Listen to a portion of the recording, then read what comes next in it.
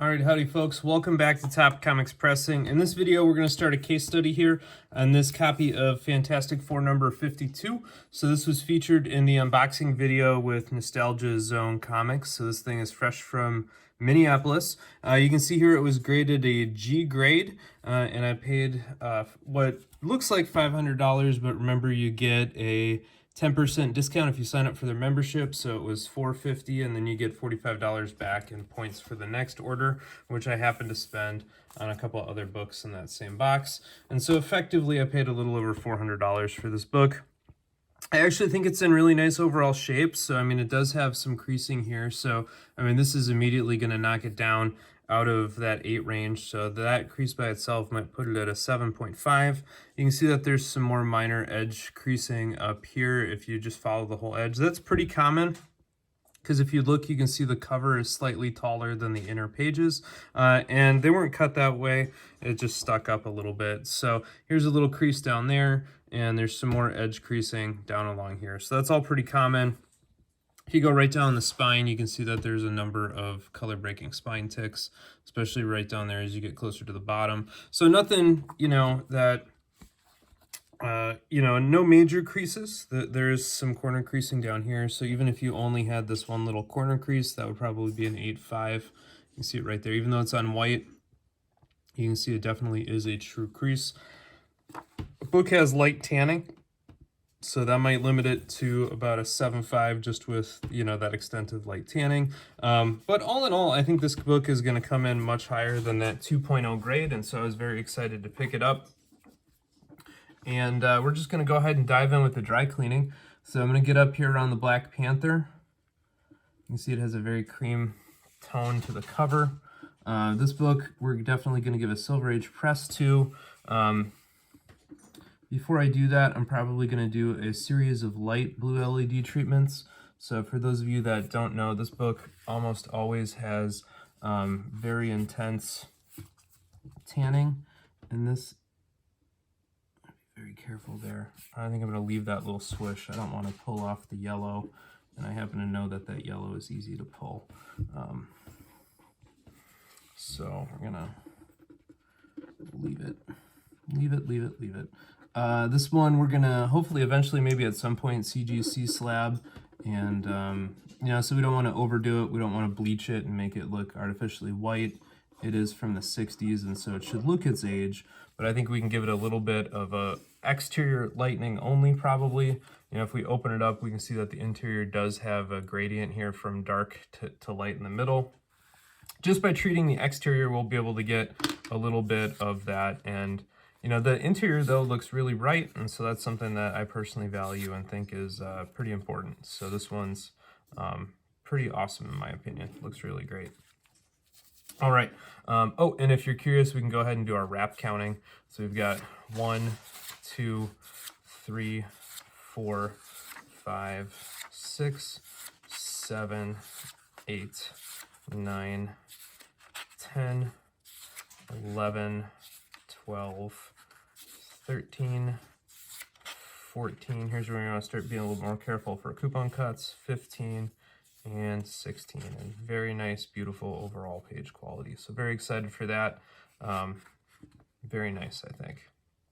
Look at that. Letters to Stan and Jack themselves. That's pretty awesome. All right, so I think that's about all the dry cleaning we're going to do in there. I don't see anything in these boxes that needs a dry cleaning, so we're going to skip that. I know that there was a good streak up here.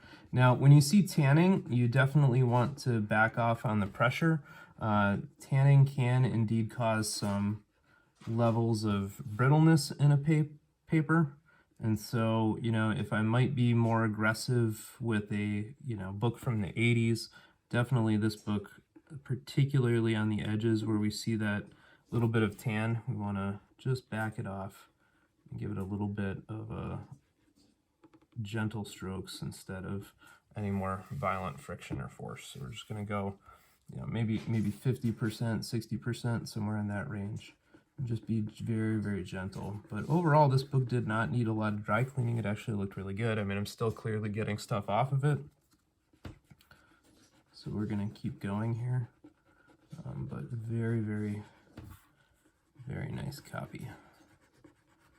this one will be a really good addition to the collection. Again, I'm using my left thumb there to protect the corner, just to make sure. And given that there both was a crease there, I don't see any dirt there, and it's a corner, I'm just actually going to skip that altogether, because whatever I'm getting off of here is very, very light. There might be a very, very faint stain right here, but I don't think that's actually a stain. I think it's just the gradient and the tanning.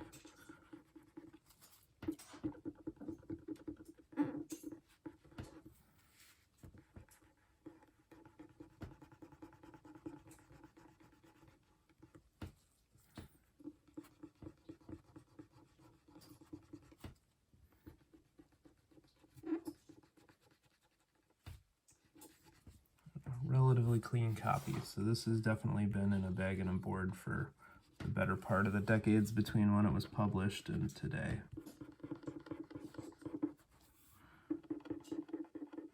But still little goobies of dirt to clean off here. So, this little bit up here, if you look, there's a little bit of discoloration that actually matches the interior there, you can see. And so that is overspray used by the distributor, and we're going to ignore that or leave that, particularly on a tanned Silver Age edge with just that little bit up there. It's not even worth addressing or worrying about. It won't have any impact on the grade. And you can tell it's overspray because it's got that color on all of the pages right across the top. So yeah, this thing is all set here. You know, I don't want to overdo it, and so a book like this, I'm going to try to make sure when I'm done I have the same gradient here, because I want it to look darker on the edges than the interior so that that matches the inner pages or the inner covers here. What I want to do is just hopefully make that, you know, maybe 2 shades of cream lighter. And so I'm going to use my 1.5% and do the blue LED overlay. And I'll probably do 2 to 3 treatments per cover, but I definitely don't want to overdo it in any way. But this one's going to be a really great book, I think, to get slabbed. So I'm very excited about it. Stay tuned. The next steps are going to be those blue LED overlays. And again, I think I'm going to do 3 treatments per exterior surface. I think I'm going to do them at 1.5% hydrogen peroxide and 2-hour light duration. So stay tuned for those results. All right, folks, I did a bad thing. Actually, 2 bad things on this book. The 2 bad things were that I forgot to come back and take a video between when I did the bled treatment and the press. You can see that the bled treatment here left some of that light tanning up there on the corner, so you can see that gradient from this corner to that corner of the Comic Code Authority box. And you can kind of see it over here in this Marvel Group box too. So the corner down here is much more cream than the darker color over here, which has a little bit more of that burnt tan orangey look to it. So I think leaving that gradient in there is an important part about, you know, convincing CGC that these are not cover cleaned in an intense sense. But if you look here in the middle, this is definitely much brighter and it pops from arm's length. You know, I have another copy of this book, and this one is much sharper looking from arm's length as a courtesy of that bled treatment. Human Torch, you know, kind of pops out at you, so does the Thing. And there's a really nice, you know, brightness here behind the Black Panther. So that's totally awesome. The second bad thing I did is I completely forgot to take before and after pictures of this one, so I apologize for that. My first thought was, you know, if I don't have pictures and I don't have a full video, maybe I should just skip it. But then I figured, you know what, if it's going to CGC anyway, let's see if we can show off the result when it comes back. So this one did have a number of creases here. There's a pretty big crease right there. There's some damage down here and a little bit of edge wear down here and this little bit of crease there that kind of goes into the book. So, you know, this one I think is going to be in that 5.5, 6L range. I'd be super ecstatic if this one came back a 6. And we'll see how we do. So this one, I think I'm going to send in the standard tier and declare it at a $1,000 value. So we'll see how that goes.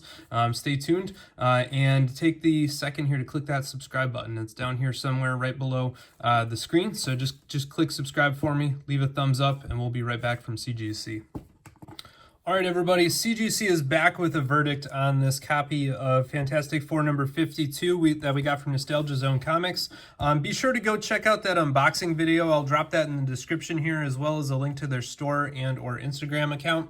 So they're one of my favorite LCSs from when I used to live in Minneapolis, and as you'll see, I think Chris grade's kind of harsh sometimes. It's not always guaranteed, but on average across, a dozen books or so, after a clean and press, you're going to be able to beat his stated grade at CGC more often than not. So, little shout out there.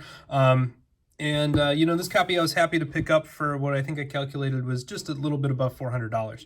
Now, the verdict here from CGC is a 6.5 copy. Now that epically beats, I think, my 5.5 to 6.0 copy that I was kind of targeting or thinking we might end up with. And there are a number of defects here that we can look at and check that this is the same book. So, it has that very characteristic crease here through the green character box in the top corner. We've got a weird little just dollop on the Black Panther's leg.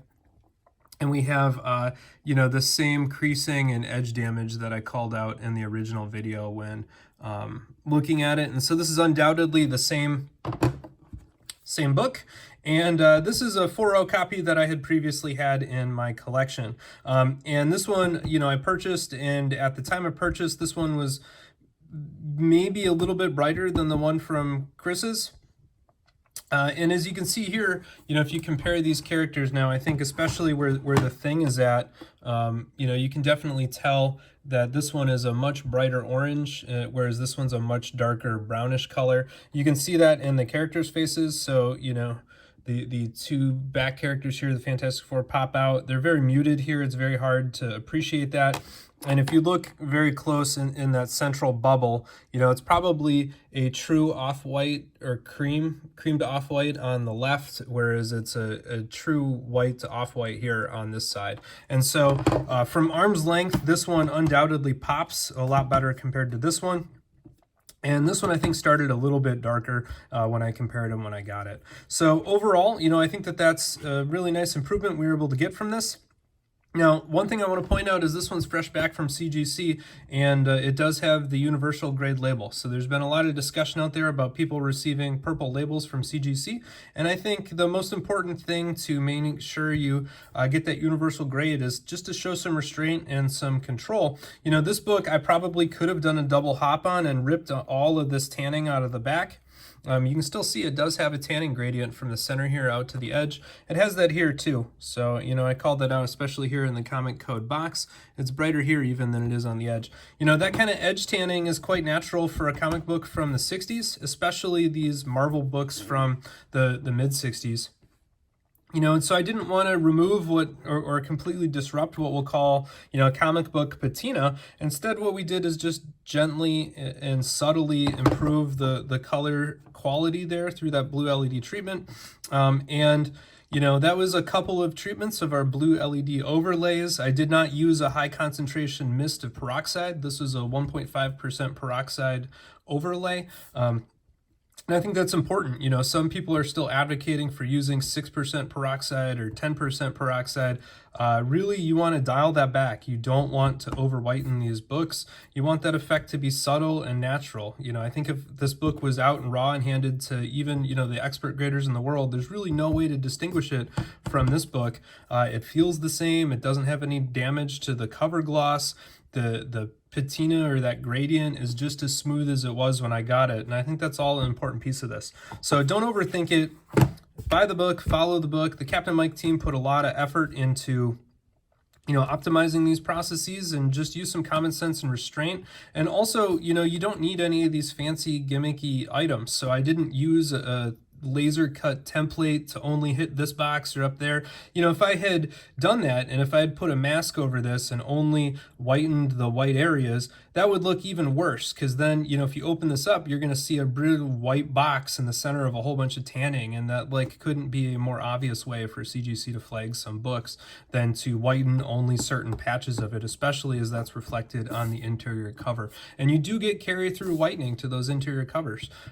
So some people have asked me with the page quality bumps that they see on some of my videos, do I whiten all the interior pages? And most of the time, no. It's just a very subtle carry through effect to those splash pages that leads to what is a very, very subtle effect that leads maybe to get ticked up a page quality. banner. So no fancy gimmicks, just follow the book, follow the recipe, don't overthink it, and carry on. So hopefully you got some value out of this. Please give me some like, thumbs up, check out Nostalgia Zone, subscribe to the video here. Take care, everybody.